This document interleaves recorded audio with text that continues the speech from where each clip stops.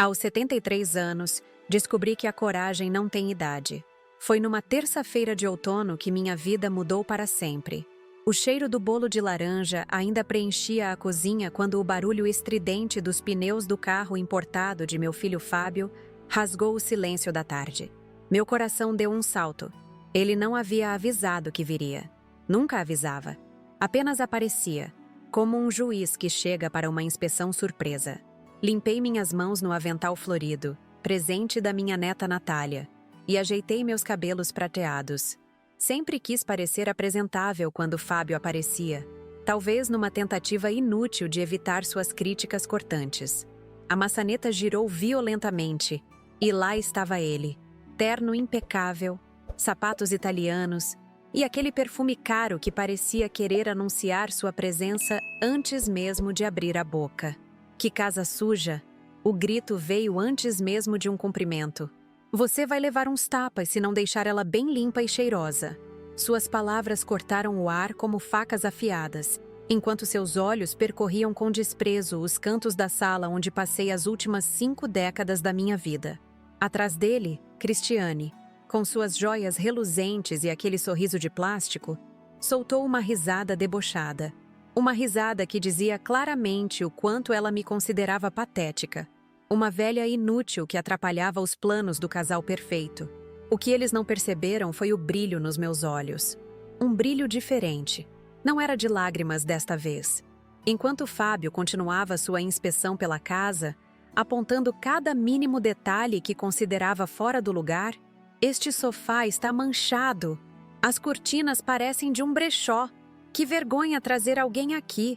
Minha mão deslizou para o bolso do avental. Meus dedos encontraram o telefone celular que minha neta havia me ensinado a usar. Um aparelho simples, mas que naquele momento se transformou na arma mais poderosa que eu poderia empunhar. Minhas mãos tremiam, não de medo, mas de antecipação. Por 3 longos meses, preparei-me para este momento. 3 meses desde que instalei discretamente as pequenas câmeras pela casa, depois daquele empurrão que quase me fez cair da escada. Foi sem querer, mãe. Você está ficando desequilibrada, ele justificou na época. Eu apenas assenti e guardei mais essa humilhação dentro de mim, junto com tantas outras. O apartamento que meus pais me deixaram de herança, onde criei meu filho com tanto amor, transformou-se gradualmente em uma prisão após a morte de Antônio, meu marido. Vou vender esta espelunca assim que você não puder mais se cuidar sozinha, Fábio costumava dizer, como se estivesse me fazendo um favor ao permitir que eu continuasse morando em minha própria casa. Olhei para a fotografia de Antônio na parede, enquanto Fábio despejava suas críticas. Meu finado marido sorria daquela moldura dourada, como se me encorajasse. Não deixe que ele te trate assim, Mari. Quase podia ouvi-lo dizer. E eu não deixaria mais. Este carpete está imundo. Como você consegue viver assim? E este cheiro de velho? Vociferou Fábio, chutando uma almofada que havia caído no chão. Cristiane complementou. Querido, acho que sua mãe está perdendo a noção de higiene. Talvez esteja na hora daquele asilo que visitamos mês passado. Foi nesse exato momento que pressionei o botão de descagem rápida, um número que havia programado semanas antes. Na tela, o nome Cláudia Rádio piscou brevemente. Coloquei o aparelho sobre a mesa de centro, bem à vista, e aumentei o volume propositalmente. Fábio, você acha mesmo que pode entrar na minha casa e me ameaçar desse jeito? Perguntei com uma calma que nunca havia demonstrado antes. Meu filho parou, surpreso com meu tom de voz. Seus olhos encontraram o telefone sobre a mesa. Por um instante, vi confusão em seu rosto. Quem você está ligando? Desligue isso agora! Ele ordenou, caminhando em minha direção. Alô, Dona Marilene? A voz de Cláudia soou clara pelo viva voz. Estamos ao vivo no programa Voz do Cidadão. A senhora está nos ouvindo? O rosto de meu filho transformou-se, do vermelho de raiva para o branco de pavor em questões de segundos. Ele esticou a mão para agarrar o telefone, mas eu fui mais rápida. Estou sim, Cláudia, respondi com firmeza. E gostaria que seus ouvintes escutassem como meu filho, o respeitável empresário Fábio Pacheco, trata sua mãe de 73 anos. Cristiane cobriu a boca com as mãos, seus olhos arregalados em pânico. O império de aparências que construíram estava prestes a desmoronar ao vivo para toda Porto Alegre ouvir. As câmeras que instalei não eram apenas para registrar as agressões. Eram para me dar força, para me lembrar que não estava louca ou exagerando quando contasse a alguém. Nos últimos meses, reuni provas, documentos, gravações. Consultei uma advogada especializada em direitos dos idosos sem que meu filho soubesse. Transferi a propriedade da casa para uma ONG. Preparei um apartamento novo. Tudo em silêncio, enquanto aguentava cada insulto, cada humilhação. "Mãe, você perdeu o juízo?" Fábio sussurrou furiosamente, tentando desligar o telefone. "Vamos conversar sobre isso em família." Afastei sua mão com uma força que nem eu sabia que tinha. "Família? Que família, Fábio? Aquela que você ameaça? Que ridiculariza? Que empurra a escada abaixo?" Minha voz não tremia mais. Cada palavra saía clara, decidida. "Dona Marilene", a voz de Cláudia continuou pelo viva voz. "Estamos recebendo ligações de diversos ouvintes indignados com o que estão escutando. O sargento Eduardo da Delegacia do Idoso acabou de entrar em contato conosco." Foi então que a campainha tocou.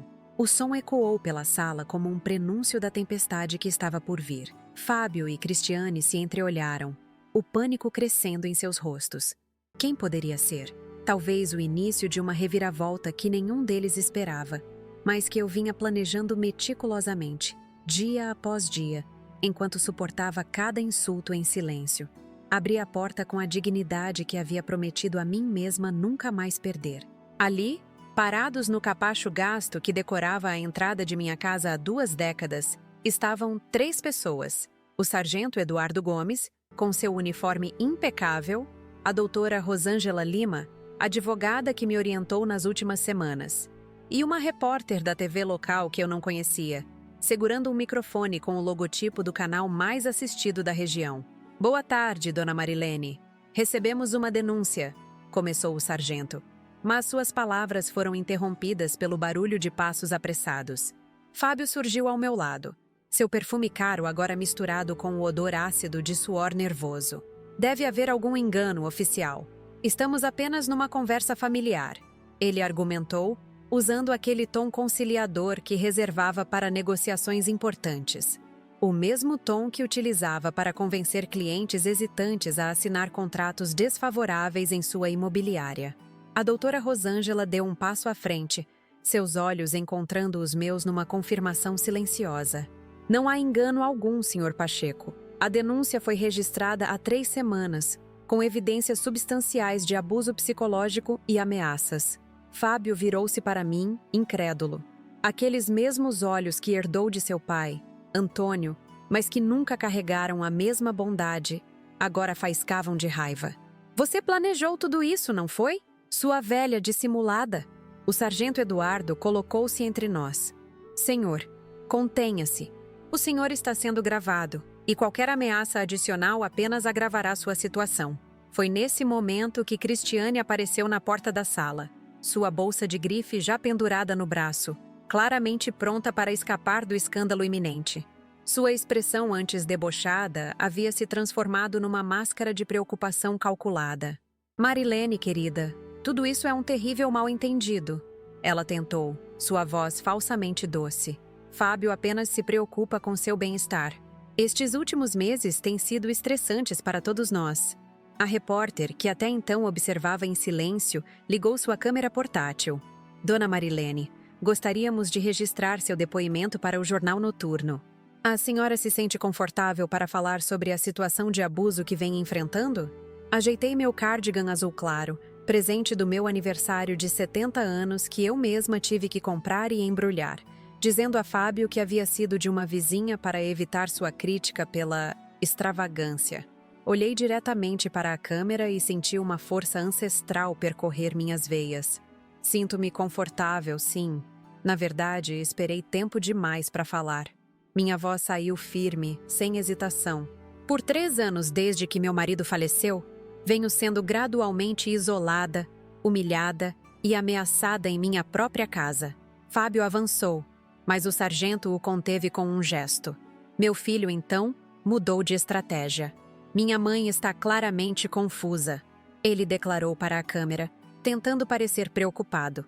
Ela vem apresentando lapsos de memória. Semana passada mesmo colocou fogo na cortina ao esquecer o fogão ligado. A mentira saiu tão naturalmente de seus lábios que meses atrás eu teria duvidado de minha própria sanidade. Não desta vez. As câmeras de segurança que instalei mostrarão que nenhum incidente desse tipo ocorreu. Rebati calmamente, vendo seus olhos se arregalarem. Na verdade, tenho registros dos últimos 90 dias, incluindo a tarde em que você me empurrou escada abaixo e depois disse aos vizinhos que eu havia tropeçado. O telefone de Fábio começou a tocar freneticamente em seu bolso. A transmissão ao vivo da Rádio Gaúcha continuava, e agora o escândalo se espalhava como fogo em palha seca pelos círculos sociais que ele tanto prezava. Meu filho vem tentando apropriar-se de minha casa desde o falecimento de meu marido. Continuei, sentindo décadas de submissão se dissolverem a cada palavra proferida. As ameaças começaram sutis. Comentários sobre como a casa era grande demais para mim sozinha. Sugestões de asilos muito aconchegantes que ele havia visitado.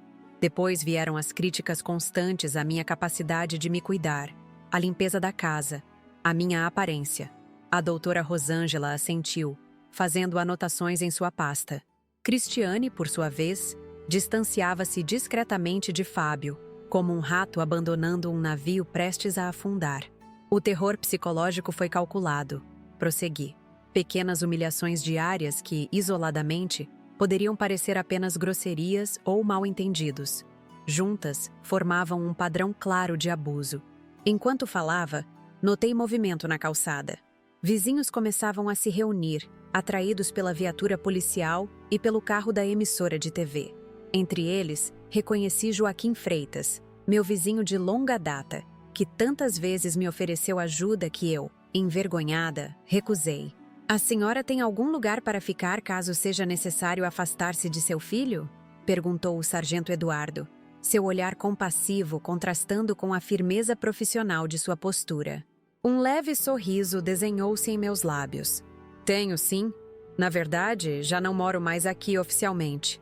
Esta revelação provocou expressões de surpresa em todos os presentes, especialmente em Fábio, cuja arrogância agora desmoronava visivelmente.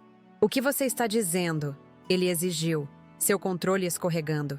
Esta casa é sua residência há 50 anos. Doutora Rosângela abriu sua pasta e retirou um documento oficial com timbre do cartório. Na verdade, senhor Pacheco, sua mãe transferiu a propriedade desta casa para a ONG Casa de Apoio Renascer na semana passada. Completamente legal e registrado em cartório. Se antes Fábio estava pálido, agora parecia prestes a desmaiar. Sua mandíbula caiu, incapaz de articular qualquer resposta. Cristiane, por outro lado, deu 2 passos para trás, como se quisesse desassociar-se fisicamente da situação. Mas, como? Com que dinheiro? Fábio finalmente balbuciou, olhando ao redor como se procurasse uma explicação nas paredes familiares. Foi minha vez de sorrir, aquele sorriso que guardamos para momentos de suprema vindicação. Seu pai, Antônio, sempre foi um homem previdente. Antes de morrer, ele estabeleceu uma conta separada em meu nome, desconhecida por você. Para emergências, ele disse. Acho que ele pressentiu que este dia poderia chegar. A verdade é que Antônio sempre viu através das intenções de nosso filho. Enquanto eu me iludia, acreditando que a frieza de Fábio era apenas seu jeito reservado, Antônio percebia a ganância crescente. Nas semanas antes de sua partida, entre sessões de quimioterapia, ele havia organizado discretamente nossas finanças, protegendo-me da tempestade que anteviu. O telefone na mesa continuava ligado, transmitindo cada palavra para os ouvintes da rádio. Cláudia, do outro lado da linha, ocasionalmente fazia perguntas que amplificavam aspectos particulares da minha narrativa. A história da idosa maltratada pelo filho empresário ganhava contornos de drama público. E sobre aquela ligação que você mencionou ter feito? Perguntou a repórter, relembrando o início de minha declaração na rádio. Apontei para o aparelho na mesa. Esta ligação para a Rádio Gaúcha foi apenas a primeira. Antes dela, já havia me comunicado com a Delegacia do Idoso, com a doutora Rosângela e com a ONG, que agora é proprietária legal desta casa. Meu olhar percorreu o cômodo, detendo-se em cada detalhe que testemunhou minha vida. O sofá onde Fábio deu seus primeiros passos cambaleantes. A mesa de jantar onde celebramos formaturas e aniversários. As cortinas que costurei à mão quando o dinheiro era escasso. Esta casa agora servirá como abrigo temporário para idosos em situação de vulnerabilidade. Expliquei, sentindo uma paz profunda com esta decisão. Pessoas que, como eu, enfrentaram o abandono ou abuso de seus familiares. O rosto de Fábio contorceu-se numa mistura de descrença e fúria contida. O império que planejara construir com a venda da propriedade desintegrava-se diante de seus olhos. "Você não pode fazer isso! Eu sou seu filho! Seu único filho!" gritou ele, perdendo completamente a compostura. O sargento Eduardo deu um passo à frente, sua postura indicando que não toleraria mais exaltações. "Senhor Pacheco, recomendo que se acalme. Baseado nas evidências preliminares e no flagrante de suas ameaças na transmissão radiofônica, estamos considerando sua conduta como violação da lei do idoso." A menção da lei pareceu acertar Fábio como um balde de água fria. Como advogado, ele conhecia perfeitamente as implicações legais e, mais importante para alguém de sua estirpe, as consequências sociais de tal acusação. A campainha tocou novamente. O sargento Eduardo fez um sinal para seu assistente abrir a porta. O coração quase saltou do meu peito quando vi quem entrava. Minha neta Natália, com suas malas de viagem ainda na mão e lágrimas escorrendo pelo rosto jovem. "Vovó!" ela exclamou, correndo para me abraçar, ignorando completamente seu pai. "Ouvi tudo no táxi. O motorista estava sintonizado na Rádio Gaúcha." Fábio parecia atordoado com a chegada inesperada da filha. "Natália, você deveria estar em Curitiba até semana que vem." Minha neta se virou para encará-lo, seus olhos azuis, tão parecidos com os meus, faiscando de indignação. Voltei antes porque senti que algo estava errado. As últimas vezes que liguei, a vovó parecia assustada, diferente. Sua voz tremia, mas não de medo. Era pura determinação. Eu sabia que tinha algo acontecendo, mas nunca imaginei que meu próprio pai... Ela não completou a frase. Não precisava. O silêncio que se seguiu pesou mais que qualquer acusação verbal. A repórter, percebendo o potencial dramático da cena familiar, aproximou-se com o microfone. "Você é a neta de Dona Marilene? O que acha da situação?" Natália enxugou as lágrimas com a manga da blusa e olhou diretamente para a câmera. "Acho que minha avó é a pessoa mais corajosa que conheço. E que está na hora da verdade vir à tona." Fábio tentou se aproximar da filha, mas ela recuou. "Natália, você não entende.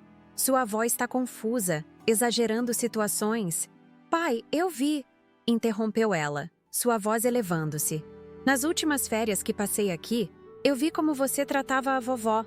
Os comentários cruéis, as ameaças veladas. Ouvi quando você disse à mamãe que ia dar um jeito na velha, assim que conseguisse botar as mãos nesta casa." O rosto de Fábio empalideceu ainda mais, se é que isso era possível. Seu olhar alternou entre a filha e a esposa, que agora estava posicionada próxima à porta, claramente planejando sua fuga estratégica do escândalo. "Cristiane, diga algo!" ele implorou para a esposa. "Explique a eles como minha mãe está ficando senil, inventando coisas." Mas Cristiane, sempre atenta aos ventos sociais, percebia agora de que lado a maré estava virando. "Na verdade, Fábio," ela começou, ajeitando nervosamente a alça da bolsa de grife. "Eu sempre achei estranho como você tratava sua mãe. Tentei conversar sobre isso várias vezes, mas você nunca me ouvia. A traição final.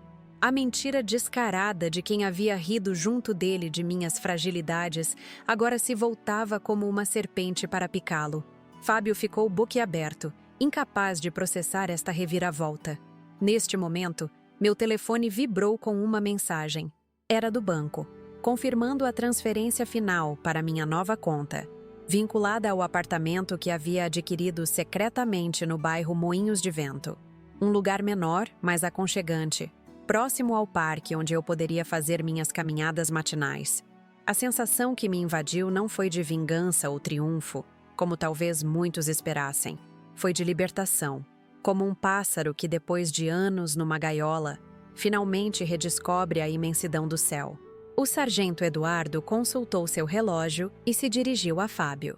Senhor Pacheco, o senhor precisará nos acompanhar à delegacia para prestar depoimento formal. Fábio ainda tentou um último recurso. Voltando-se para mim, sua expressão subitamente transformada numa máscara de arrependimento, ele murmurou: Mãe, eu não quis dizer aquelas coisas. Você sabe como sou estressado com o trabalho. Podemos conversar, resolver isso em família.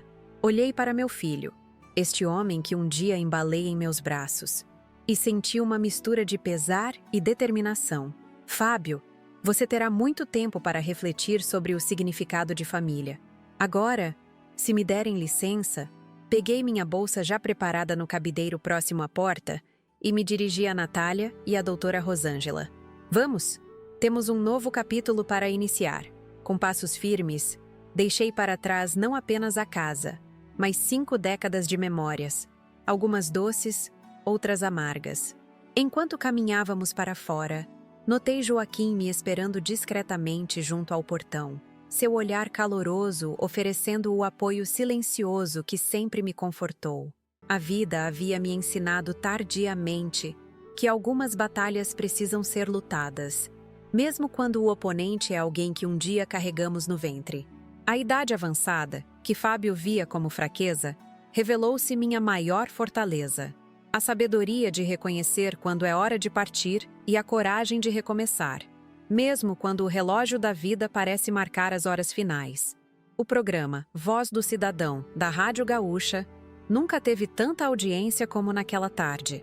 Enquanto deixava para trás a casa onde vivi metade da minha existência, podia sentir o peso do celular no bolso de meu casaco. Aquele aparelho, que muitos da minha geração veem com desconfiança, tornou-se minha arma mais poderosa. Foi a ponte entre meu sofrimento silencioso e uma cidade inteira que agora testemunhava minha libertação. Marilene, você está bem? Perguntou Joaquim, segurando gentilmente meu cotovelo enquanto atravessávamos a calçada. Seus olhos castanhos, emoldurados por rugas de expressão que sempre me pareceram marcas de uma vida bem vivida, transmitiam uma preocupação genuína que há muito não recebia de alguém. Estou melhor do que estive nos últimos 3 anos, Joaquim, respondi, sentindo o sol de outono aquecer meu rosto. Um calor diferente do rubor de vergonha que me acompanhava depois de cada sessão de humilhação imposta por Fábio. Natália caminhava ao meu lado, ainda processando tudo que acabara de testemunhar. Sua juventude contrastava com a situação, lembrando-me que algumas lições sobre dignidade são aprendidas cedo demais por algumas almas. A repórter da TV, percebendo que estávamos nos afastando, apressou-se em nossa direção. Dona Marilene, podemos continuar a entrevista no caminho? O público está muito comovido com sua história. Por um instante, hesitei.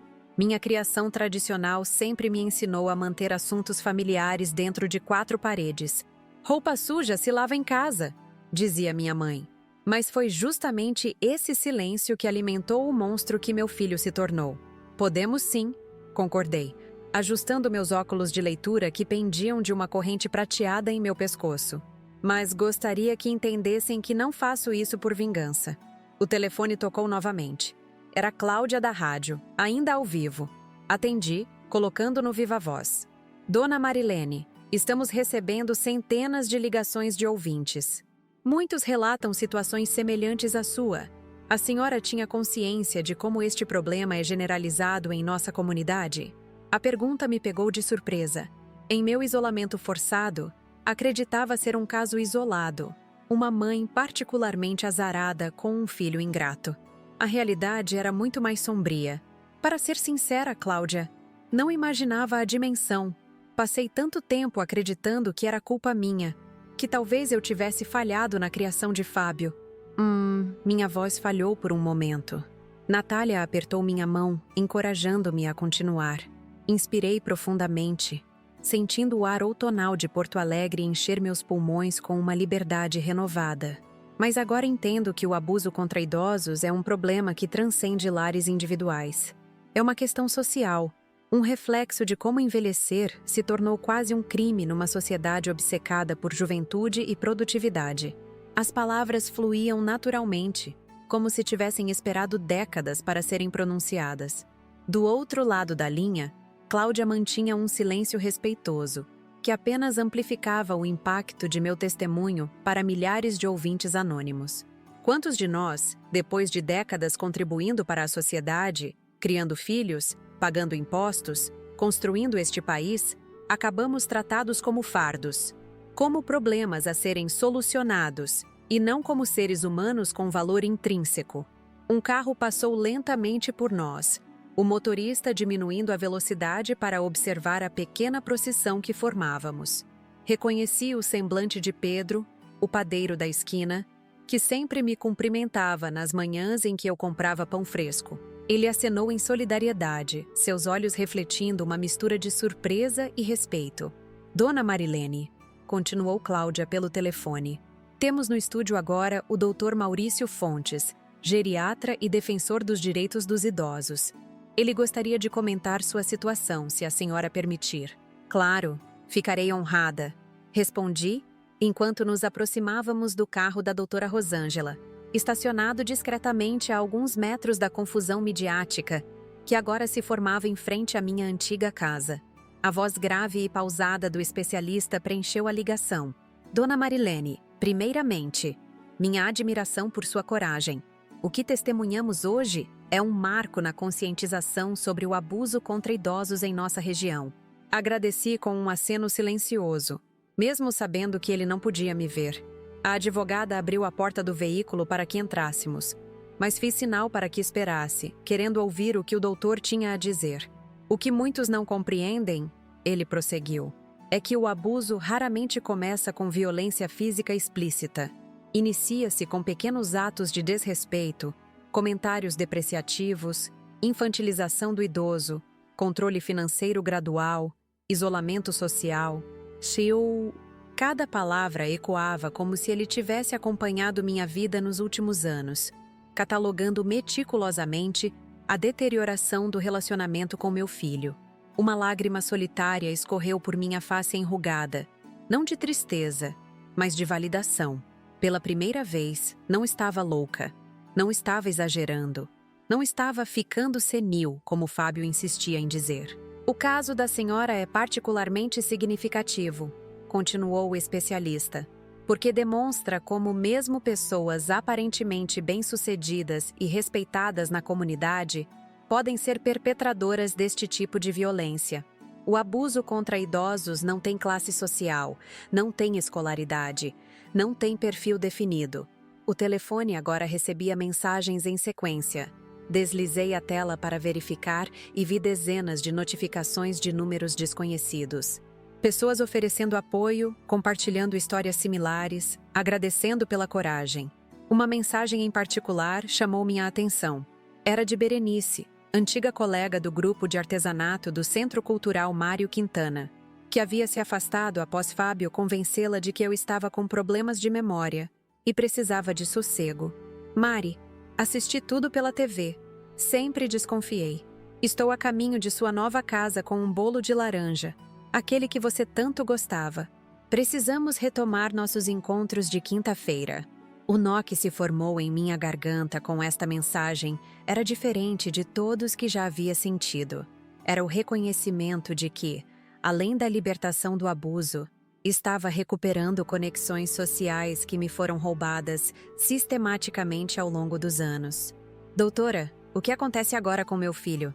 Perguntei quando entramos no carro e fechamos as portas, criando uma bolha momentânea de privacidade longe dos microfones e câmeras. Rosângela ajustou seus óculos de armação vermelha, seu olhar profissional mesclado com genuína empatia. Do ponto de vista legal, Fábio enfrentará um processo por violência psicológica contra a pessoa idosa, agravado pelo fato de ser seu filho e ter tentado usurpar seu patrimônio. Ela fez uma pausa, como se medisse as próximas palavras. Devo ser franca. Casos como este raramente resultam em prisão efetiva para réus primários com a posição social de seu filho. Provavelmente haverá uma composição civil, multa, serviço comunitário e medidas protetivas que o impedirão de se aproximar da senhora sem autorização. Assenti, sem surpresa. Nunca foi meu objetivo ver Fábio atrás das grades. E quanto à casa? A transferência para a ONG será contestada?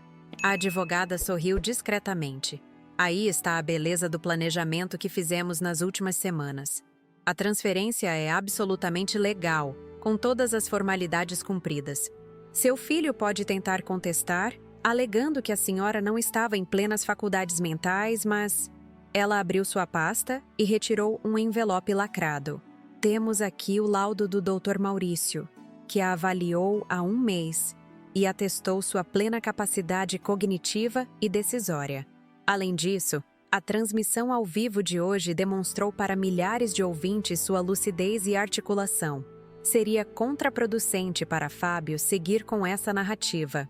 O carro deslizava pelas ruas arborizadas do bairro, afastando-se da casa que por tanto tempo foi meu refúgio, e nos últimos anos, minha prisão.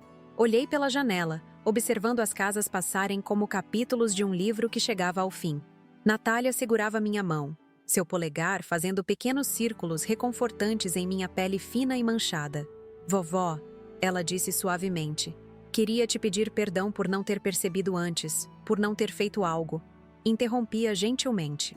Minha querida, você não tinha como saber. Seu pai foi meticuloso em manter as aparências.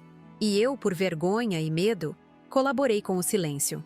O celular tocou novamente. Era Cláudia, informando que a transmissão continuava batendo recordes de audiência. Diversos especialistas haviam se juntado ao programa, transformando meu caso pessoal num debate nacional sobre o tratamento aos idosos. Dona Marilene, a senhora aceitaria participar de um programa especial sobre o tema na próxima semana? Sua voz está inspirando muitas pessoas a romperem o silêncio. Olhei para Joaquim, que havia nos seguido em seu próprio carro e agora dirigia logo atrás de nós. Através do retrovisor, vi seu semblante sereno. Aquele mesmo rosto que tantas vezes me ofereceu café pela cerca que separava nossos jardins, enquanto Fábio estava ocupado demais para sequer telefonar. Aceitarei sim, Cláudia, mas gostaria de levar comigo outras vozes, outros testemunhos. Não quero ser tratada como exceção, mas como exemplo de que é possível recomeçar, mesmo quando o relógio parece marcar o tempo final. O carro parou em frente a um elegante prédio de tijolos à vista no bairro Moinhos de Vento. O porteiro, já avisado de nossa chegada, abriu um largo sorriso de boas-vindas. Imaginei quantas pessoas já haviam ouvido a transmissão, quantos sabiam da história que agora se desenrolava como um novelo, que por anos esteve enrolado em meu peito. Chegamos, Dona Marilene, anunciou Rosângela. Seu novo lar. Desci do carro sentindo o peso dos meus 73 anos, mas também uma leveza que não experimentava desde antes da morte de Antônio. Natália pegou minha pequena mala, a única que trouxe, contendo apenas o essencial. O restante de meus pertences seria entregue mais tarde, depois que o juiz oficializasse a medida protetiva contra Fábio. No saguão do prédio, uma pequena surpresa me aguardava. Berenice estava lá, fiel à sua mensagem, segurando um bolo caseiro ainda fumegante. Ao seu lado, 3 outras senhoras que reconheci de meu antigo grupo de artesanato, todas com sorrisos calorosos e olhos marejados. Como souberam? Comecei a perguntar, mas Natália me interrompeu com um abraço. Eu as contatei há semanas, vovó. Sabia que precisaria de sua rede de apoio quando finalmente desse este passo. O perfume do bolo de laranja misturava-se ao aroma de flores frescas que decoravam o hall de entrada. Recepcionistas, moradores que passavam, todos pareciam reconhecer-me. Alguns acenando discretamente, outros aproximando-se para expressar solidariedade. Vejam, comentou Berenice, apontando para um pequeno grupo que se formava na calçada em frente ao edifício. São da Associação de Aposentados. Vieram fazer uma vigília de apoio. Meu coração acelerou ao ver tantas pessoas, a maioria desconhecidas, unindo-se em torno de minha causa. Era como se, de alguma forma, minha dor privada houvesse tocado numa ferida coletiva, numa consciência adormecida sobre o tratamento dispensado aos idosos em nossa sociedade. Deveria descansar agora, Dona Marilene. sugeriu Rosângela, notando minha respiração mais pesada. Foi um dia emocionalmente exaustivo, mas eu não queria descansar. Não ainda. A adrenalina da libertação pulsava em minhas veias como um elixir rejuvenescedor. Décadas de conformismo haviam sido substituídas por uma determinação quase juvenil. Gostaria de falar com eles, respondi, apontando para o grupo na calçada. Se é minha voz que está fazendo diferença hoje, preciso usá-la enquanto tenho força. Natália trocou olhares preocupados com a advogada, mas ambas respeitaram minha decisão. Com passos lentos, mas resolutos, aproximei-me da entrada do edifício. O porteiro gentilmente abriu a porta e o burburinho da pequena multidão diminuiu quando me viram. Uma senhora de aproximadamente minha idade, apoiada numa bengala entalhada, adiantou-se. Seus olhos, por trás de óculos de aros dourados, brilhavam com admiração. Dona Marilene, ela disse com voz embargada. Meu nome é Iracema. Sofri por 12 anos com meu genro, que controlava o acesso aos meus netos como forma de me manipular. Hoje, ouvindo sua história no rádio, finalmente encontrei coragem para contar à minha filha toda a verdade. Outras vozes se juntaram, cada uma com um relato semelhante. Um senhor que teve suas economias desviadas pelo sobrinho. Uma viúva cujos filhos a internaram numa casa de repouso contra sua vontade para venderem sua residência. Histórias de invisibilidade, desrespeito, infantilização. O telefone em meu bolso vibrou novamente. Era uma mensagem de Paulo, meu irmão que morava em Florianópolis e com quem Fábio havia cortado meu contato, alegando que ele me perturbava com histórias inventadas. O texto era simples. Estou a caminho. Chego amanhã cedo. Saudades, mana. Uma lágrima escapou pelo canto de meu olho, percorrendo o mapa de rugas que contavam a história de minha vida. Era uma lágrima diferente das muitas que derramei em silêncio nos últimos anos. Era uma lágrima de libertação, de reconhecimento, de pertencimento. Cláudia da rádio ligou novamente. Dona Marilene, temos uma ligação especial para a senhora. É o prefeito. Ele está propondo a criação de um disque denúncia específico para casos de abuso contra idosos, inspirado em sua coragem. Gostaria de falar com ele ao vivo? Olhei para o céu que começava a tingir-se com os tons alaranjados do entardecer. O mesmo céu que testemunhou tantas manhãs em que acordei sentindo o peso da opressão, agora parecia abrir-se em possibilidades infinitas. Sim, respondi, minha voz encontrando uma firmeza que nem eu mesma reconhecia.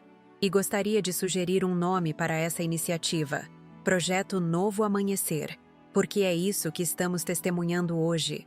Não apenas para mim, mas para tantos que, como eu, acreditavam que o pôr do sol de suas vidas seria marcado pela humilhação e abandono. Enquanto as primeiras estrelas começavam a pontilhar o firmamento, percebi que minha história, nascida da dor e transformada em testemunho público através daquela ligação telefônica corajosa, agora transcendia minha existência individual.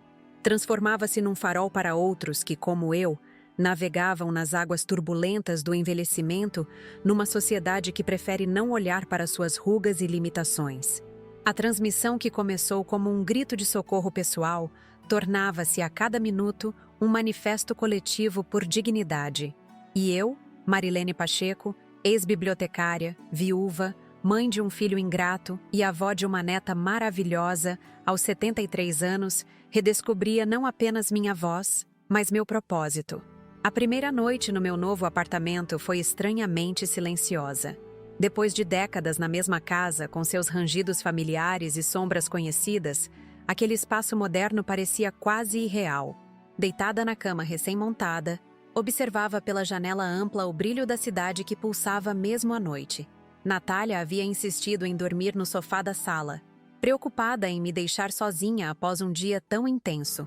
O gesto me comoveu, embora eu tenha passado a madrugada mais acordada que dormindo, repassando mentalmente cada acontecimento das últimas horas.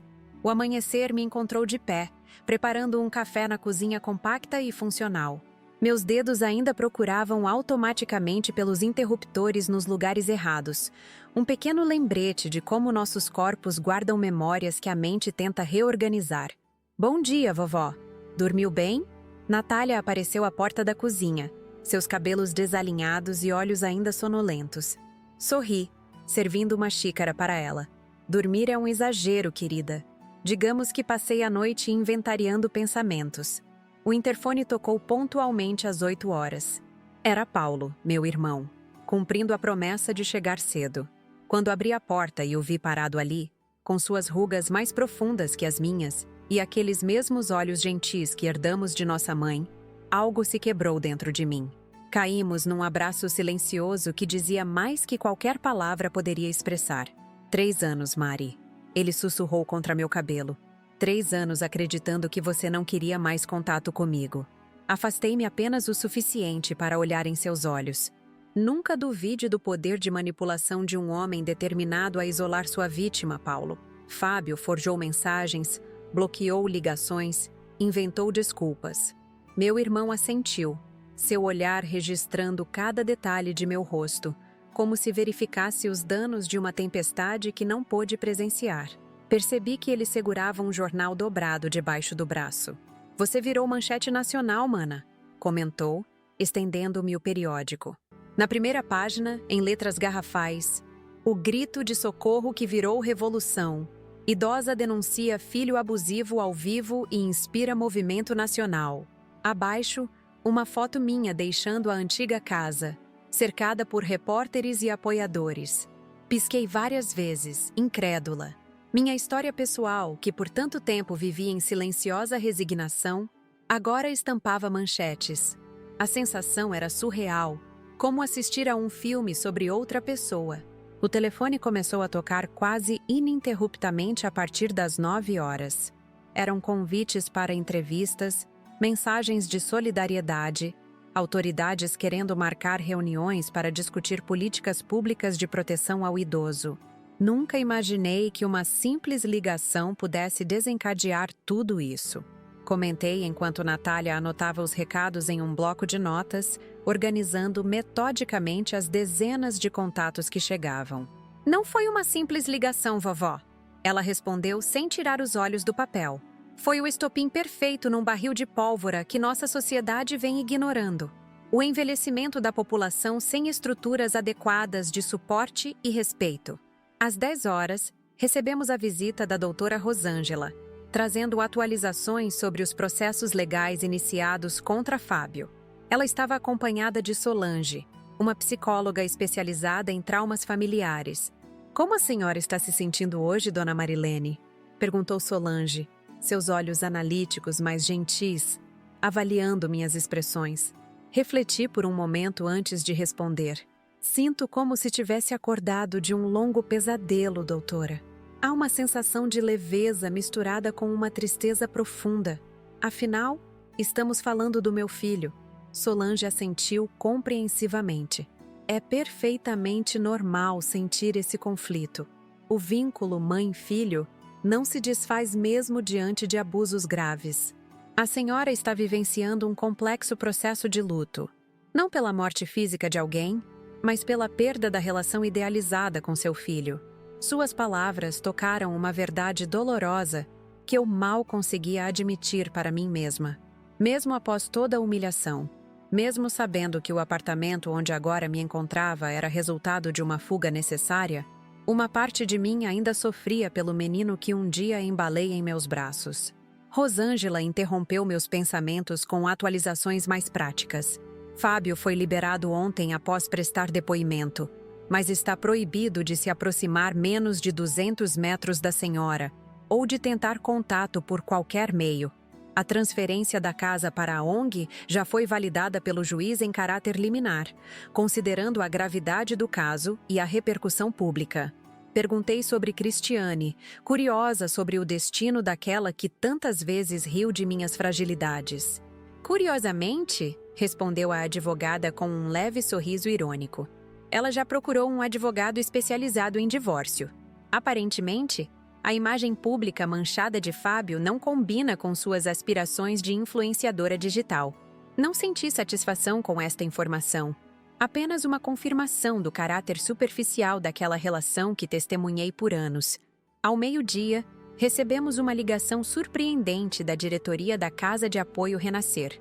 As doações para a instituição haviam disparado nas últimas 24 horas, com centenas de pessoas inspiradas por minha história querendo contribuir. Gostaríamos de convidá-la para integrar formalmente nosso conselho consultivo, Dona Marilene, propôs a diretora. Sua experiência pessoal e a coragem demonstrada seriam inestimáveis para orientar nossas políticas de acolhimento.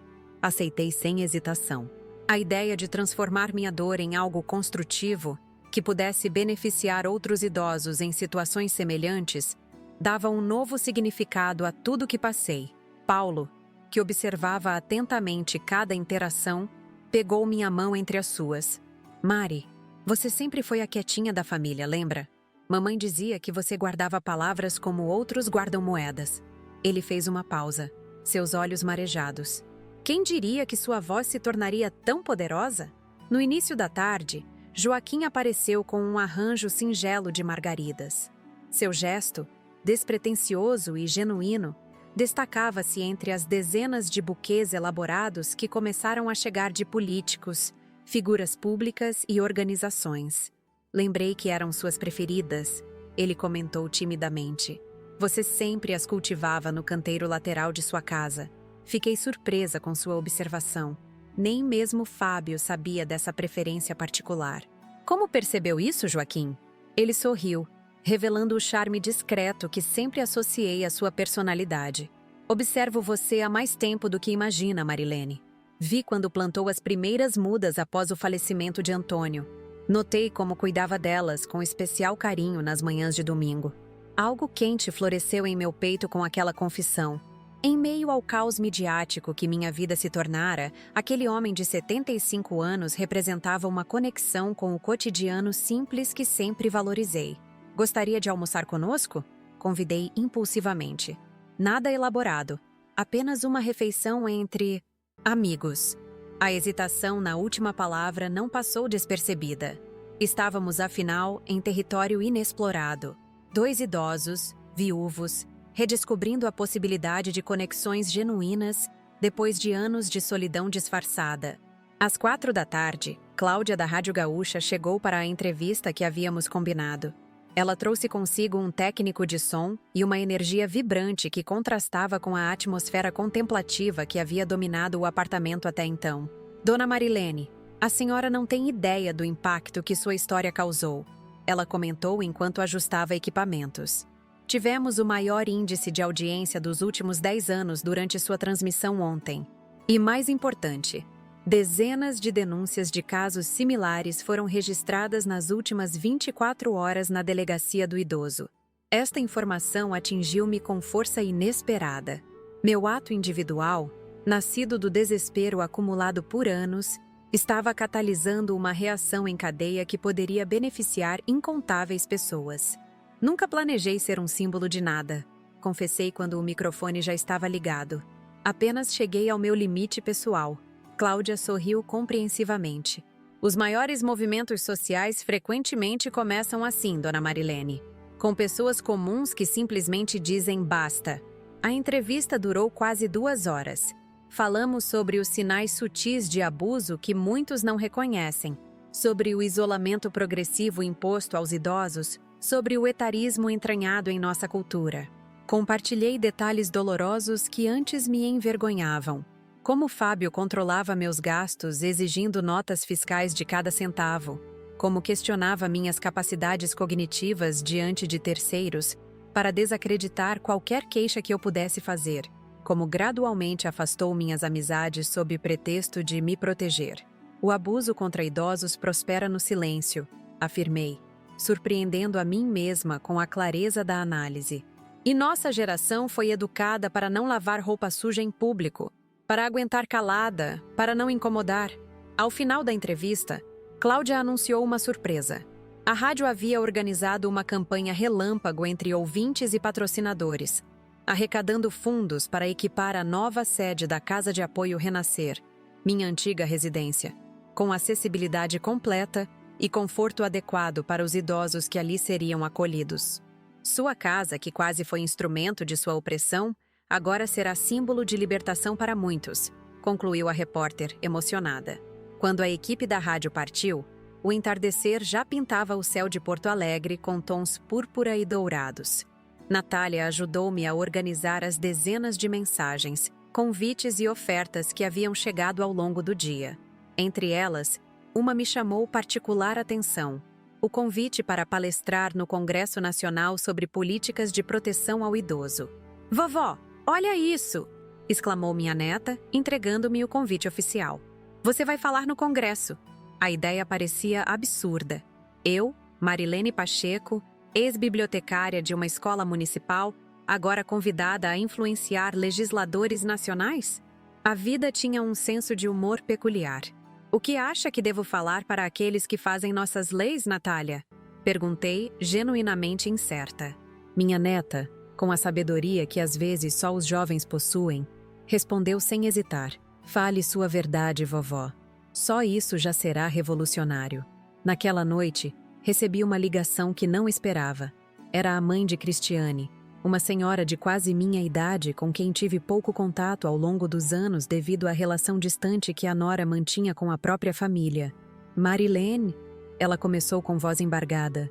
"Assisti sua entrevista na TV. Preciso confessar algo. Sempre suspeitei que havia algo errado na forma como Fábio tratava você, mas fiquei calada para não criar problemas para minha filha." O peso da cumplicidade silenciosa em sua confissão reverberou profundamente em mim. Quantas pessoas viram os sinais e preferiram não intervir? Quantas justificaram sua inação com desculpas semelhantes? "O importante é que agora você está falando", respondi, sem acusação. "É assim que começa a mudança." Antes de dormir, sentei-me na pequena varanda do apartamento, observando as luzes da cidade. Abaixo, na calçada, um grupo de aproximadamente 20 pessoas mantinha uma vigília pacífica com velas. Alguns seguravam cartazes: "Respeito não tem idade", e "Marilene, sua coragem nos libertou." A visão embaçou-se com minhas lágrimas. Pensei em como minha vida havia se transformado em 24 horas. De vítima silenciosa a porta-voz involuntária de uma causa, de refém em minha própria casa a símbolo de resistência. O telefone tocou uma última vez naquela noite. Hesitei ao ver o número desconhecido, mas algo me impulsionou a atender. "Mãe." A voz de Fábio soou distante e estranha. Meu coração acelerou instantaneamente. "Você não deveria estar me ligando", respondi, tentando manter a firmeza na voz. Há uma ordem judicial. Um suspiro pesado do outro lado da linha. "Estou usando o telefone do meu advogado, com ele como testemunha de que não estou te ameaçando. Só precisava dizer uma coisa." Fiz silêncio, esperando. Parte de mim temia ouvir mais manipulações. Outra parte, aquela que nunca deixou de ser mãe, ansiava por algum sinal de arrependimento genuíno. "Eu não reconheço a pessoa que me tornei." Ele finalmente disse, sua voz quebrando. "Assisti sua entrevista hoje. Foi como ver minha vida pelos seus olhos, e não consegui reconhecer aquele homem que você descreveu. Mas era eu. Eram minhas palavras, minhas ações." Fechei os olhos, deixando as lágrimas correrem livremente. Não eram lágrimas de dor desta vez, mas tampouco de alegria. Eram lágrimas de reconhecimento, de que algumas feridas, mesmo quando começam a cicatrizar, deixam marcas permanentes. "Fábio, espero sinceramente que você busque ajuda para entender o que te levou a esse comportamento", respondi após um longo silêncio. "Não por mim ou pelo que me fez, mas por você mesmo e pela sua filha, que merece um pai capaz de amor verdadeiro." "Acha que um dia poderá me perdoar?" ele perguntou, a vulnerabilidade em sua voz lembrando-me momentaneamente do menino que um dia foi. "Perdão é um processo, não um evento", respondi, surpreendendo a mim mesma com a clareza que encontrei em meio à turbulência emocional. "Começa com responsabilização, continua com reparação e floresce com transformação genuína. Estamos apenas no primeiro passo." Após desligar, fiquei mais uma hora na varanda, observando as estrelas que pontilhavam o céu de Porto Alegre. Pensei em como uma única decisão, atender aquela ligação ao vivo, havia desencadeado uma avalanche que agora parecia maior que minha própria existência. Recordei as palavras da psicóloga Solange mais cedo. Traumatizado, o indivíduo tem duas escolhas: permanecer vítima ou transformar-se em sobrevivente.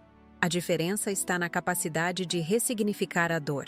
Naquele momento, sob o céu estrelado de uma cidade que agora me ouvia com atenção inédita, compreendi que estava apenas começando minha jornada de ressignificação. A dor que por anos me silenciou agora se transformava na voz que muitos precisavam ouvir. E eu, Marilene Pacheco, aos 73 anos, descobria que meu capítulo mais significativo talvez estivesse apenas começando a ser escrito. Não mais em sussurros temerosos, mas em declarações firmes que ecoariam muito além das paredes que um dia me aprisionaram. A semana que se seguiu transformou minha vida de maneiras que jamais poderia prever. Uma segunda-feira amanheceu com meu rosto estampado em jornais nacionais. Na terça, recebi convites de 3 programas televisivos. Na quarta, meu nome era mencionado em uma sessão do Senado Federal sobre políticas públicas para idosos. Eu, que passara décadas cultivando o anonimato tranquilo de uma bibliotecária municipal, agora me via no epicentro de um movimento social que crescia organicamente. Meu telefone, antes silencioso por longos períodos, não parava de tocar. Natália contratou uma assistente, Marina, apenas para administrar a avalanche de mensagens, convites e depoimentos que chegavam incessantemente. Vovó, precisamos criar um sistema para organizar tudo isso, disse Natália numa manhã enquanto preparávamos o café. Sua expressão revelava uma mistura de orgulho e preocupação. Tem gente querendo que você escreva um livro, dê palestras, participe de documentários. Observei minha neta, admirando sua capacidade de organização e adaptação. Aos 21 anos, ela demonstrava uma maturidade que eu só adquiri décadas mais tarde. Nunca busquei holofotes, querida, confessei, mexendo distraidamente meu chá de camomila. Apenas quis recuperar minha dignidade. Marina, uma jovem estudante de jornalismo de 24 anos, entrou na cozinha com uma pasta repleta de documentos. Dona Marilene, separei os convites mais relevantes.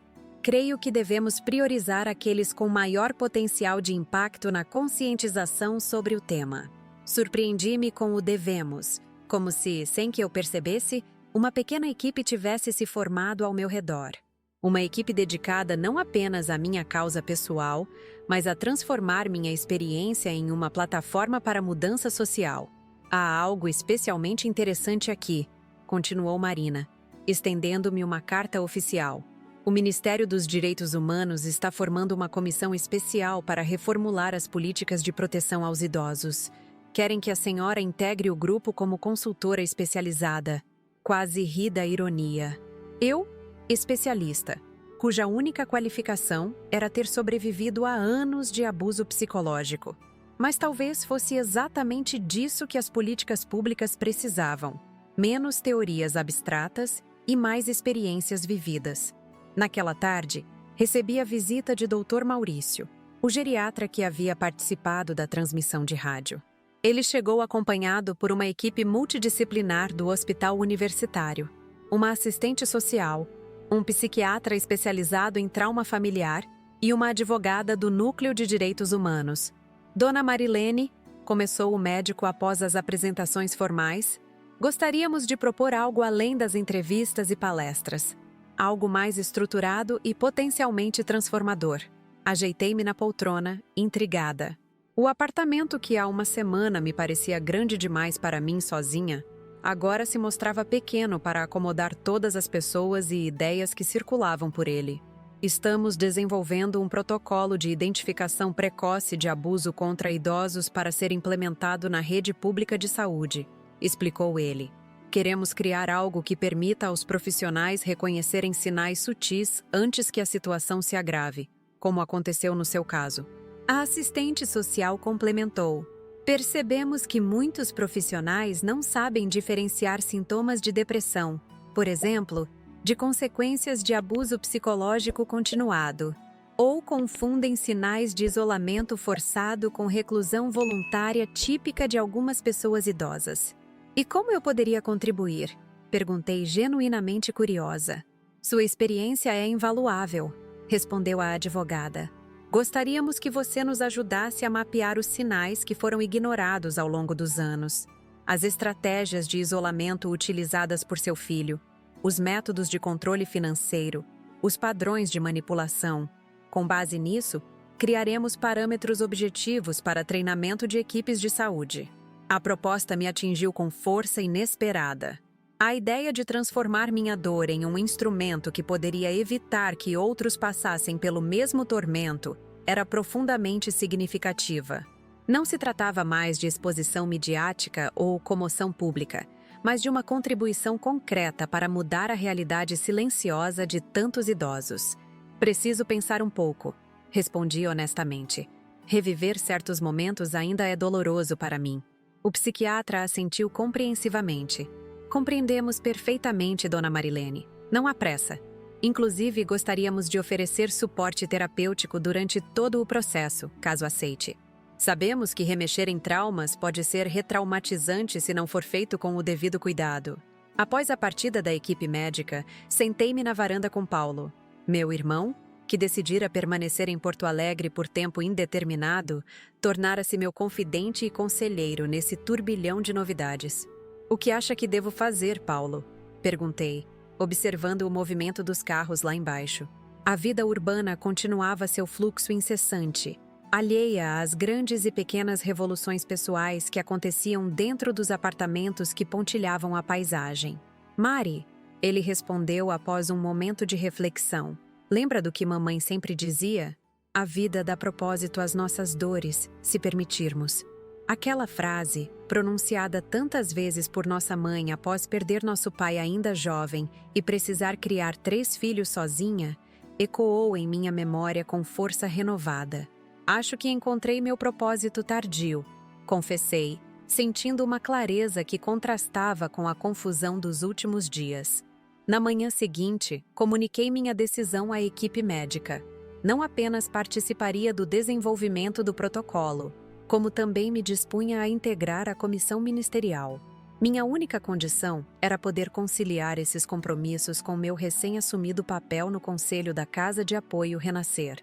As semanas seguintes foram um turbilhão de atividades. Participei de reuniões com legisladores, concedi entrevistas cuidadosamente selecionadas, visitei grupos de apoio a idosos em situação de vulnerabilidade. Cada compromisso, cada depoimento parecia fortalecer não apenas a causa, mas também a mim mesma. Uma tarde, recebi um telefonema da Delegacia do Idoso. A delegada Helena Monteiro, uma mulher de voz firme e compassiva, informou-me que meu caso havia inspirado uma operação especial para investigar denúncias similares que antes eram arquivadas por falta de provas concretas. Seu testemunho nos fez repensar nossos protocolos, Dona Marilene, explicou a delegada. Agora entendemos melhor como o abuso psicológico deixa marcas que, embora invisíveis fisicamente, são igualmente devastadoras e verificáveis.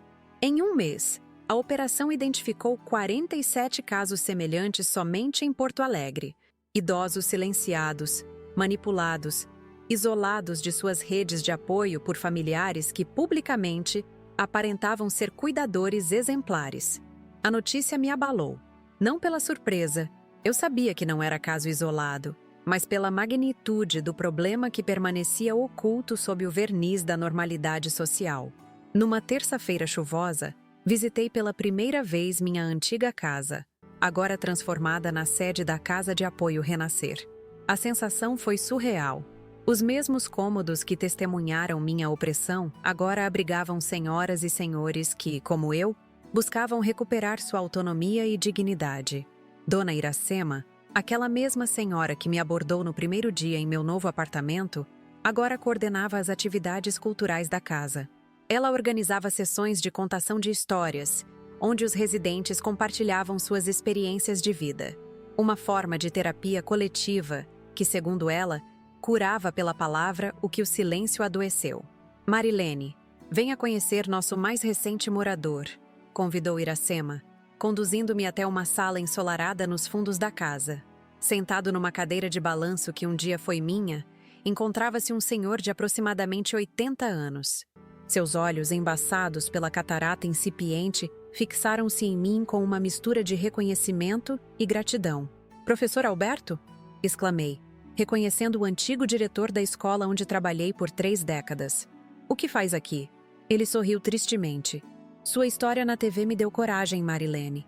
Depois de 8 anos sofrendo em silêncio com meu sobrinho controlando minha aposentadoria e me tratando como um peso, finalmente denunciei. Sentei-me ao seu lado, profundamente comovida. Alberto sempre foi uma figura imponente, respeitada por alunos e professores. Vê-lo agora, fragilizado, mas em processo de recuperação, dava nova dimensão ao impacto de meu testemunho público. No caminho de volta para casa, acompanhada por Joaquim, que insistira em me buscar, refleti sobre como nossas vidas podem assumir direções inesperadas quando menos esperamos. 1 centavo por seus pensamentos, brincou Joaquim, notando meu silêncio prolongado enquanto dirigia pelas ruas molhadas pela chuva fina. Estou pensando em como a vida é imprevisível, respondi sinceramente. Há 2 meses, eu era praticamente prisioneira em minha própria casa, acreditando que meus melhores dias haviam ficado para trás. Agora você é uma revolucionária, completou ele com um sorriso carinhoso. Uma revolucionária de cabelos prateados. Ri da descrição. A imagem de uma senhora de 73 anos liderando uma revolução tinha mesmo algo de cômico e, simultaneamente, poderoso. Ao chegarmos em casa, Natália nos esperava com novidades. Vovó, a TV Senado quer fazer um documentário especial sobre sua história e o movimento que ela inspirou. E tem mais. 3 editoras estão interessadas no livro que você nem começou a escrever. Olhei para minha neta com uma mistura de assombro e hesitação. Livro? Mas eu nunca escrevi nada além de fichas catalográficas na biblioteca. Joaquim colocou a mão gentilmente em meu ombro. Marilene, você está escrevendo uma história muito maior do que imagina. Só que não está usando papel e caneta, mas sim suas palavras e ações. A metáfora me tocou profundamente. Percebi que talvez fosse hora de realmente registrar essa jornada. Não apenas para mim, mas para todos que ainda não haviam encontrado coragem para romper seus próprios silêncios. Naquela noite, sentada à mesa da cozinha com um caderno em branco à minha frente, comecei a escrever. As palavras fluíam com surpreendente facilidade, como se tivessem estado represadas dentro de mim por décadas, esperando apenas o momento certo para emergir. Aos 73 anos, descobri que nunca é tarde para recomeçar. Foi a primeira frase que registrei. E assim continuei, página após página, desenterrando memórias dolorosas, celebrando pequenas vitórias, mapeando a geografia complexa de um abuso que se instalou tão gradualmente que quase não percebi até estar completamente envolvida por ele. O amanhecer me encontrou ainda escrevendo. Havia algo catártico em transpor para o papel experiências que, por tanto tempo, permaneceram encapsuladas em meu peito. Era como esvaziar um recipiente há muito transbordante, criando espaço para novas possibilidades. Na sexta-feira daquela mesma semana, recebi um convite que jamais imaginaria. A Universidade Federal me convidava para uma palestra na Faculdade de Direito sobre violência psicológica e patrimonial contra idosos. Desafios na produção de provas. Eu, que nunca pisei em uma universidade como aluna, agora era convidada para compartilhar conhecimentos com futuros advogados e juízes. Acha que devo aceitar? Perguntei a Marina, que se tornara não apenas uma assistente eficiente, mas uma amiga. Absolutamente. Ela respondeu sem hesitação. Sua experiência vale mais que qualquer teoria que esses estudantes possam encontrar nos livros. Você personifica o problema que eles estudam abstratamente. A palestra aconteceu num auditório lotado. Minhas mãos tremiam levemente quando me posicionei atrás do púlpito, encarando centenas de rostos jovens que me observavam com curiosidade e respeito. Não sou acadêmica, comecei honestamente. Sou apenas uma mulher que demorou 7 décadas para compreender que sua voz importa. Estou aqui para compartilhar não teorias, mas cicatrizes. Aquelas que não se veem, mas que moldaram quem sou hoje. Por quase 2 horas, narrei detalhadamente as estratégias de manipulação psicológica empregadas por Fábio ao longo dos anos. Como ele gradualmente assumiu o controle de minhas finanças sob pretexto de me ajudar. Como isolou-me de amigos e familiares, alegando que só queriam se aproveitar de mim. como questionava constantemente minha memória e discernimento diante de terceiros, plantando sementes de dúvida até em mim mesma sobre minha própria sanidade. Os estudantes tomavam notas febrilmente. Professores assentiam com expressões graves. Ao final, quando abriram para perguntas, fui surpreendida pela profundidade e sensibilidade das questões. Como a senhora conseguiu reunir provas sem alertar seu filho? Perguntou uma jovem na primeira fila. Comecei pequeno, expliquei. Gravações de áudio em meu celular durante nossas conversas. Screenshots de mensagens abusivas. Um diário detalhado registrando incidentes, datas e testemunhas. E, finalmente, as câmeras ocultas que instalei com a ajuda discreta de Joaquim. Outro estudante questionou. A senhora acredita que as leis atuais são suficientes para proteger idosos em situações como a sua? Refleti antes de responder. As leis existem no papel. O Estatuto do Idoso é abrangente e bem formulado. O problema está na implementação, na conscientização social e, principalmente, na dificuldade de produção de provas em casos de violência psicológica. Como se prova uma humilhação sussurrada quando ninguém está olhando? Como se documenta o isolamento progressivo que parece natural aos olhos externos? A palestra, inicialmente programada para 1h30, estendeu-se por quase 3.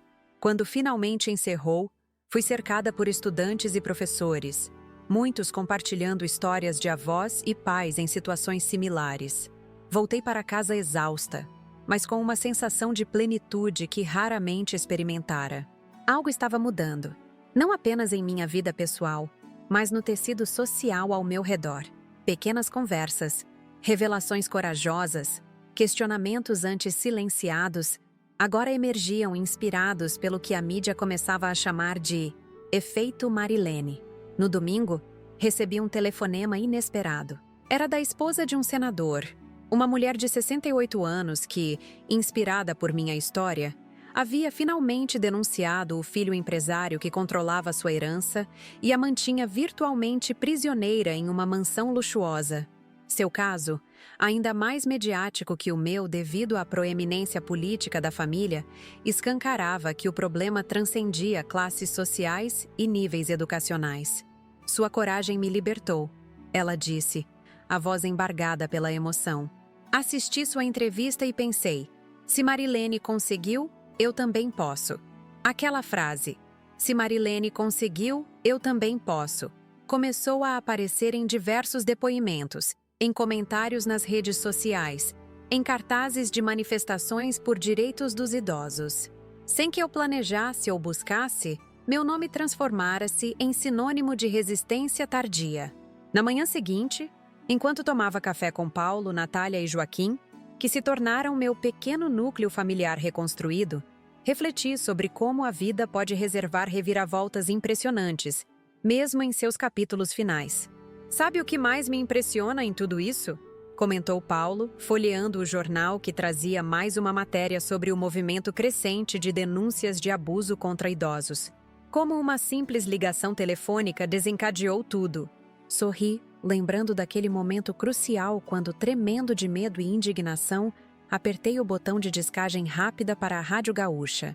Não foi a ligação em si, respondi, alcançando a mão de Joaquim sobre a mesa num gesto que já se tornara natural entre nós. Foi a decisão de não aceitar mais aquela realidade como normal ou inevitável. Natália, sempre perspicaz, completou. Foi sua metamorfose, vovó. De vítima silenciosa a protagonista de sua própria história. A palavra metamorfose ecoou em minha mente pelo restante do dia. Era precisamente isso que havia acontecido. Não apenas comigo, mas com toda uma narrativa social sobre envelhecimento, valor e dignidade na terceira idade. Naquela tarde, visitei novamente a Casa de Apoio Renascer. A antiga sala de estar de minha casa, onde tantas vezes fui humilhada, agora abrigava um grupo de apoio para idosos em processo de reconstrução emocional após situações de abuso. Ver aquele espaço ressignificado, transformado de cenário de opressão em ambiente de cura coletiva, foi a confirmação final de que havia feito a escolha certa naquela tarde fatídica, quando decidi pegar meu telefone e fazer aquela ligação que mudaria não apenas minha vida, mas a de tantos outros que, como eu, aguardavam apenas um pequeno gesto de coragem para romper seus próprios silêncios. Acredito que minha história possa servir como um lembrete poderoso para tantas pessoas que, assim como eu, estão silenciadas em suas próprias casas, vivendo sob a sombra do medo e da manipulação. Quando meu filho chegou naquele dia, gritando sobre a sujeira da casa e me ameaçando, ele não imaginava que aquele seria o estopim para uma transformação que mudaria não apenas minha vida, mas a de tantos outros idosos pelo país. Por anos, suportei humilhações diárias, isolamento forçado e manipulações psicológicas. Acreditei que era meu destino, que não havia saída, que talvez merecesse aquele tratamento. Como tantas mulheres da minha geração, fui criada para aguentar calada, para preservar as aparências, para não expor problemas familiares. Hoje entendo o quanto esse silêncio nos adoece, nos diminui, nos rouba a dignidade que merecemos em qualquer idade. Aquela ligação que fiz para a Rádio Gaúcha não foi apenas um pedido de socorro pessoal. Tornou-se um grito coletivo que ecoou nos lares onde tantos idosos sofrem calados. Descobri que minha voz, aos 73 anos, ainda tinha poder. Um poder que nem eu mesma conhecia. O caminho que percorri desde então foi surpreendente. Da casa onde vivi décadas sob crescente opressão, mudei-me para um novo lar, onde redescobri o significado da liberdade. Das relações familiares tóxicas que me aprisionavam, construí um novo círculo de apoio com minha neta Natália, meu irmão Paulo, meu vizinho Joaquim e tantos novos amigos que surgiram nesta jornada inesperada. Minha antiga casa, que Fábio tanto cobiçava, transformou-se na sede da Casa de Apoio Renascer, acolhendo outros idosos que, como eu, precisavam de um recomeço. A história que deveria terminar em abandono e desespero ganhou novos capítulos repletos de propósito, conexão e significado. As entrevistas, palestras e reuniões com autoridades nunca estiveram nos meus planos. Nunca busquei holofotes ou reconhecimento público. Apenas queria recuperar minha dignidade, respirar sem medo, existir sem pedir desculpas. Mas entendi que meu testemunho público tinha poder para inspirar mudanças, tanto nas leis e políticas públicas quanto na coragem individual de quem ainda vive silenciado pelo medo. Quando o professor Alberto, meu antigo diretor, me disse que minha história na televisão lhe deu coragem para denunciar o sobrinho que o explorava, compreendi que nossas ações mais desesperadas podem se tornar faróis para outros perdidos na mesma tempestade. Quando a esposa daquele senador me ligou para agradecer pela inspiração que a levou a romper seu próprio ciclo de abuso, percebi que nossas vozes, mesmo trêmulas e tardias, têm poder transformador. O abuso contra idosos prospera nas sombras do silêncio. Alimenta-se do isolamento das vítimas e da indiferença social. Cada história compartilhada, cada denúncia feita, cada idoso que recupera sua autonomia, é uma pequena vitória contra um sistema que normaliza o desrespeito ao envelhecimento. A Comissão Especial de Proteção ao Idoso, o Protocolo de Identificação Precoce de Abuso nos Serviços de Saúde, a Operação Especial da Delegacia do Idoso que identificou 47 casos apenas em Porto Alegre, tudo isso nasceu de uma simples decisão de não mais aceitar o inaceitável. Meu livro de memórias, que inicialmente resisti em escrever por não me considerar uma autora, transformou-se numa ferramenta poderosa de conscientização. Nele, documentei não apenas minha história pessoal, mas mapeei os sinais sutis de abuso que passam despercebidos, os mecanismos de manipulação psicológica tão comuns nestes casos, as estratégias de isolamento que fragilizam ainda mais as vítimas. As palestras nas universidades me mostraram que há uma nova geração de profissionais, advogados, médicos, assistentes sociais, genuinamente interessados em criar uma sociedade mais justa para todas as idades.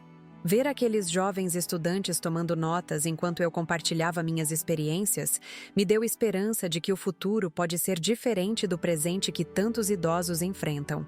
Em apenas 2 meses, minha vida transformou-se completamente. Da invisibilidade ao protagonismo, do silêncio à voz ativa, do isolamento à conexão significativa. E o mais importante, da vergonha ao propósito. Cada mensagem que recebo de pessoas inspiradas pela minha história me emociona profundamente. Cada novo residente acolhido na Casa de Apoio Renascer me faz sentir que minha dor não foi em vão. Cada nova política pública implementada me mostra que mudanças reais são possíveis quando rompemos o silêncio. A metamorfose que vivi aos 73 anos prova que nunca é tarde para recomeçar, para se redescobrir, para encontrar sua voz.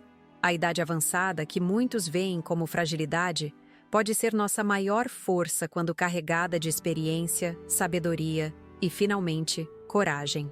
Se você está assistindo esta história e se identifica com qualquer aspecto dela, seja porque você mesmo vive situação semelhante ou conhece alguém nesta condição, quero que saiba, você não está sozinho.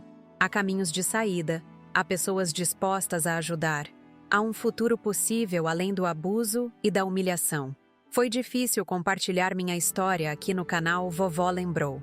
Reviver cada momento doloroso, cada humilhação, cada pequena morte diária que vivi sob o mesmo teto que meu filho. Mas sei que cada palavra compartilhada pode ser a semente de libertação para alguém que assiste. Este vídeo exigiu muito trabalho e coragem. Revisitar estas memórias não é fácil, mas sei que é necessário. Se minha voz puder alcançar apenas uma pessoa que vive em situação semelhante, já terá valido cada lágrima derramada ao narrar esta história. Peço que deixe seu comentário contando o que achou desta história. Sua reação é importante para mim e para tantos outros que se sentem invisíveis. Conte-me de onde você é, se conhece casos semelhantes, se esta narrativa tocou seu coração de alguma forma. Seus comentários me motivam a continuar compartilhando estas histórias difíceis, mas necessárias. Se este conteúdo foi significativo para você, por favor, inscreva-se no canal Vovó Lembrou. Temos novas histórias todos os dias, relatos reais que precisam ser ouvidos, vozes que por muito tempo foram silenciadas e agora encontram espaço para ecoar. O seu like neste vídeo ajuda a amplificar esta mensagem para que alcance mais pessoas que precisam ouvi-la. E se você puder, considere contribuir com um "Valeu demais". Sua doação ajuda a cobrir os custos de produção destes vídeos diários e permite que mais histórias como a minha cheguem a quem precisa escutá-las. Explorar outras histórias do canal também pode mostrar diferentes facetas das experiências que tantos idosos enfrentam em silêncio. Cada vídeo é uma janela para realidades que precisam ser vistas, reconhecidas e transformadas. Sua contribuição, seja através de um comentário, uma inscrição, um like ou um "valeu demais", faz diferença real na vida de pessoas reais. Ajuda a manter vivo este espaço onde histórias como a minha podem ser contadas sem filtros, sem vergonha, sem medo. Aos 73 anos, descobri que minha história importa. A sua também importa. Juntos, podemos criar uma comunidade onde o envelhecer com dignidade não seja privilégio de poucos, mas direito de todos. Obrigada por me ouvir. Obrigada por fazer parte desta jornada de transformação. Obrigada por ser parte da solução, ao invés de ignorar o problema. Cada gesto seu, por menor que pareça, ajuda a construir um mundo onde histórias como a minha se tornem cada vez mais raras. Não se esqueça de se inscrever no canal Vovó Lembrou, ativar as notificações, deixar seu like e, especialmente, seu comentário. Compartilhe este vídeo com quem possa precisar ouvir esta mensagem de esperança e transformação. E, se puder, contribua com o "Valeu demais" para que possamos continuar trazendo estas histórias importantes todos os dias. Lembre-se sempre, nunca é tarde para encontrar sua voz. Nunca é tarde para recomeçar. Nunca é tarde para transformar dor em propósito. Eu, Marilene, descobri isso aos 73 anos. E você, quando vai descobrir?